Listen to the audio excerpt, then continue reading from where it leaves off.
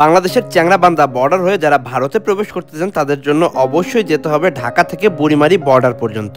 আর এই লম্বা দূরত্বে যারা যেতে চান সেক্ষেত্রে আমার কাছে মনে হয় এসি একটি স্লিপার বাস প্রেফারেবল হবে। ঢাকা থেকে বুড়িমারি এই রুটে সর্বপ্রথম স্লিপার বাস দিয়ে যাত্রী সেবা দেওয়া শুরু করে বুড়িমারি এক্সপ্রেস। এরপরেই এই রুটে সর্বপ্রথম জাপানি স্লিপার বাস নিয়ে হাজির হয় বরকত ট্রাভেলস। এরপরে তৃতীয় কোম্পানি হিসেবে ঢাকা এক্সপ্রেসও এই রুটে স্লিপার বাসে যাত্রী সেবা শুরু করে। তবে সেই বরকত ট্রাভেল যারা সর্বপ্রথম উত্তরবঙ্গে জাপানি স্লিপার বাস দিয়ে যাত্রী সেবা দেওয়া শুরু করেছিল, সেই ধারাবাহিকতায় তারা আবারও তাদের বহরে যুক্ত করতে যাচ্ছে আরও এক ইউনিট জাপানি স্লিপার বাস।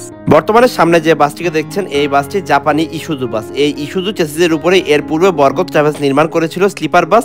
এবারও তারা সেম একইভাবে নির্মাণ করলো আরও এক ইউনিট স্লিপার বাস। এই বাসের চেসিসটি ইসুজু এলটি চেসিস। এই এলটি চেসিসের উপরে এর পূর্বেও বরকত ট্রাভেলস নির্মাণ করেছে স্লিপার বাস।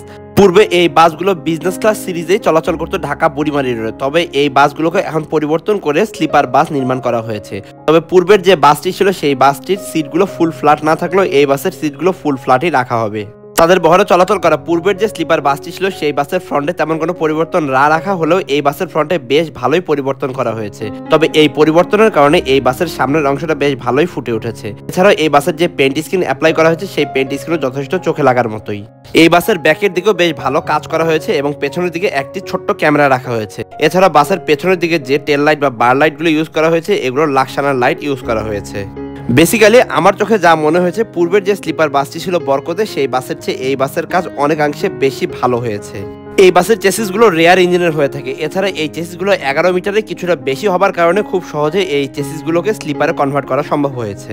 এই বাসের যে ইঞ্জিন সেটি 2850 আরপিএম শক্তির অধিকারী হয়ে থাকে। এই চেসিসগুলোতে ড্রাম ব্রেকের পাশাপাশি হাইড্রোলিক ব্রেকও ইউজ করা হয়েছে, যার কারণে সেফটির দিক দিয়ে চিন্তা করতে গেলে মোটামুটি ভালোই পারফরমেন্স করবে এই চেসিসগুলো। বর্তমানে আমাদের দেশে যেসব স্লিপার বাসগুলো নির্মাণ করা হয় বেশিরভাগ বাসই অশোক লেল্যান্ডের হয়ে থাকে। এছাড়া হাইগার চেসিসের উপরে স্লিপার বাস তৈরি হচ্ছে। এছাড়াও বর্তমানে হিনো RM2 পুরনো চেসিস, এছাড়াও মার্সিডিজ বেঞ্জের চেসিসের উপরে স্লিপার বাস তৈরি হচ্ছে। তবে এই বাসটি যে চেসিসের উপরে নির্মাণ করা হয়েছে এই চেসিসটি কিন্তু কোনো এয়ার সাসপেনশনের চেসিস নয়। এই চেসিসের সামনের এবং পেছনের উভয় চাকাতে রয়েছে লিফট সাসপেনশন। এই বাসের যে ড্রাইভার অর্থাৎ মিঠুন ভাই, তার মুখ থেকে আমি শুনেছি এই বাসের পেছনের চাকায় এক্সট্রা পাত্তি ইউজ করা হয়েছে যেন বাসের পেছনের দিকে ঝাঁকি তেমন একটা না হয়। এছাড়াও সকেট জাম্পার বা শক অ্যাবজর্বার যেগুলো ছিল এগুলোর সাথে এক্সট্রা কিছু লাগানো হয়েছে। এই চেসিসগুলোর যে শক অ্যাবজর্বার থাকে সেগুলো বেশ মোটামুটি বেশ বড়ই থাকে, আর এগুলোর কারণে ভেতরের দিকে তেমন একটা ঝাঁকি হবে না। তবে এই বাসটিকে বর্তমানে এমনভাবে নির্মাণ করা হয়েছে যেন বাসের ঝাঁকি ভেতরের দিকে তেমন একটা ফিল না হয়। এই হলো বাসের লাগেজ বক্স। হুন্দাই বাসগুলোতে যেরকম বাসের নিচের দিকটা পুরোটাই লাগেজ বক্স থাকে, এই বাসেও চেষ্টা করা হয়েছে ওই রকম বড় মাপের লাগেজ বক্স তৈরি করার। এই বাসের সাইড বডিতে বেশ কিছু ইন্ডিকেটর লাইট ইউজ করা হয়েছে। তবে এই বাসের যে পেইন্ট স্কিন অ্যাপ্লাই করা হয়েছে আমার চোখে মনে হয়েছে যে এটি বাংলাদেশের সবচেয়ে আনকমন পেইন্ট স্কিন, কারণ এই টাইপের পেইন্ট স্কিন আমি এর পূর্বে কোনো বাসেই দেখিনি। এবার আমি আপনাদেরকে বাসের ভেতরের অংশটা ঘুরে দেখাবো। যেহেতু এই বাসের ইঞ্জিনটি পেছনের দিকে, তাই সামনের দিকে কোনো ইঞ্জিনের সেকশনই রাখা হয়নি। রয়েছে ড্যাশবোর্ড। ড্যাশবোর্ডের পুরনো যে মিটারগুলো সেগুলো রাখা হয়েছে, নতুন কিছু এখনো পর্যন্ত অ্যাড করা হয়নি। তবে এই জায়গাতে ড্রাইভার সাহেব বলছিল একটি কলিং মনিটর থাকবে, এখানে একটা ছোট্ট ওয়াচ থাকবে এবং এই জায়গাতে একটি মনিটর থাকবে যার মাধ্যমে বাসের পেছনের ক্যামেরাটি দেখা যাবে। এছাড়াও এই বাসের যে ড্যাশবোর্ডের যে ফ্রেমটি রয়েছে সেটি হুন্দাইয়ের ফ্রেম ইউজ করা হয়েছে ড্রাইভার সাহেব বললেন। বাসের ভেতরের দিকে লাইটিং এর মধ্যে যেমন কেবিনের লাইটিং বা মধ্যবর্তী রয়েছে যে লাইটিং গুলো রয়েছে বা বাসের একদম ফ্রন্ট অংশের যে লাইটিং গুলো সবগুলোর সুইচের কাজে এখন পর্যন্ত বাকি ছিল, অর্থাৎ ওয়ারিং এর কাজগুলো বাকি ছিল। এই সুইচগুলো আনা হয়েছে, এগুলো খুব দ্রুত লাগানো হবে। নর্মালি অন্যান্য স্লিপার বাসগুলোর মতো এই বাসও একটি সিকিউরিটি ডোরের ব্যবস্থা রাখা হয়েছে। সিকিউরিটি ডোরের পরে মূলত হচ্ছে বাসের যে কেবিনগুলো সেই কেবিনগুলো। এই বাসের 2:1 ফরমেশনের সর্বমোট 20টি কেবিন রয়েছে। এর মধ্যে 10টি সিঙ্গেল কেবিন এবং 10টি ডাবল কেবিন রয়েছে।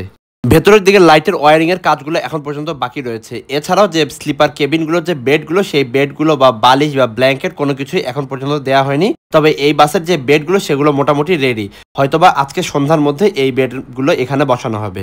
যখন এই বাসটি বিজনেস ক্লাস ছিল তখন এটাতে 30টি সিটই ছিল, এখন স্লিপার হওয়ার পরেও এই বাসের বর্তমান সিট সংখ্যা 30টি। এই হলো বাসের সিঙ্গেল কেবিন। কেবিনগুলোতে পেছনের দিকে যেন যাত্রীরা বসে হেলান দিয়ে যেতে পারে সেজন্য ভারতীয় যে ভলভো স্লিপার বাসগুলো হয় সেগুলোর আদলের পিছনের দিকে নরম ফোমের ব্যবস্থা রাখা হয়েছে। পায়ের দিকটাতে শু ক্যাবিনেটের পাশাপাশি বোতল হোল্ডারের ব্যবস্থাও রাখা হয়েছে। আর এই হলো ডাবল কেবিন। ডাবল কেবিনগুলো সিঙ্গেল কেবিনের ন্যায় একইভাবে নির্মাণ করা হয়েছে। যারা এই বাসের আপার ডেকে টিকিট কাটবেন তাদের উপরে ওঠার জন্য এইরকম এক্সট্রা ফোল্ডিং এর ব্যবস্থা রাখা হয়েছে। এছাড়া উপরের দিকে এইরকম হ্যান্ডেলের ব্যবস্থা রয়েছে। এছাড়া মাঝখানে উপরের দিকে আরো একটি হ্যান্ডবারের ব্যবস্থা দেওয়া হবে। এই হলো লোয়ার ডেকের কেবিন। আপার ডেক বা লোয়ার ডেক সবগুলো কেবিন একইভাবে নির্মাণ করা হয়েছে। মাথার উপরের দিকে এসির ভেন্ট, রিডিং লাইটের ব্যবস্থা রয়েছে। এছাড়া পায়ের দিকটাতে এসির ভেন্ট রয়েছে। তাছাড়া মাথার দিকটাতে চার্জিং পয়েন্টের ব্যবস্থা রাখা হয়েছে। এছাড়া গাইড সাইকেল কল করার জন্য একটি বাটনের ব্যবস্থা রাখা হয়েছে। বাসের একেবারে পেছনের দিকে একটি এক্সট্রা দরজার ব্যবস্থা রয়েছে। এই দরজার পেছনের দিকে বেসিক্যালি যে বাসের কেবিনের যে ব্ল্যাঙ্কেট বা পানির বোতলগুলো সেগুলো এই জায়গাতে রাখার ব্যবস্থা করা হয়েছে। ইচ্ছা থাকা সত্ত্বেও বাসের ভেতরের দিকে যে লাইটিং সেটা দেখাতে পারলাম না, কেননা এই ওয়ারিং এর কাজ কিছুটা বাকি রয়েছে। এছাড়া প্রত্যেকটি কেবিনে প্রবেশের আগে এইরকম কারুকাজের সাহায্যে লাইটিং এর ব্যবস্থা করা হয়েছে। বাসের একেবারে নিচের দিকে এলইডি চেইন লাইটের ব্যবস্থা করা হয়েছে। এছাড়া উপরের দিকে কারুকাজের মাঝখানে লাইটের পাশাপাশি এলইডি চেইন লাইট রয়েছে। এছাড়া মধ্যবর্তী রোতে বেশ কিছু স্পিকারের ব্যবস্থা করা হয়েছে, যার মাধ্যমে গাইড সাহেবের বিভিন্ন অ্যানাউন্সমেন্ট যাত্রীরা শুনতে পারবেন। বাংলাদেশে বর্তমানে নর্মালি যে স্লিপার বাসগুলো তৈরি হয় সেই স্লিপার বাসগুলোর আদলে এই বাসটি নির্মাণ করা হয়েছে। শুধুমাত্র পরিবর্তন একটাই, যে এই বাসের চেসিসটি হলো জাপানি চেসিস।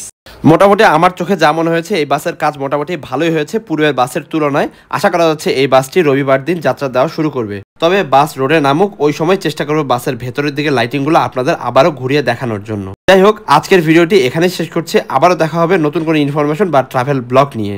ভ্রমণ বা ট্রান্সপোর্ট রিলেটেড যে কোনো ইনফরমেশনের জন্য আমার চ্যানেলটিকে সাবস্ক্রাইব করে বেল বাটনে প্রেস করে রাখতে পারেন, যাতে আমার আপলোড করা ভিডিও সবার আগে পৌঁছে যায় আপনার কাছে। সবাই ভালো থাকবেন, সুস্থ থাকবেন। শুভ বিদায়।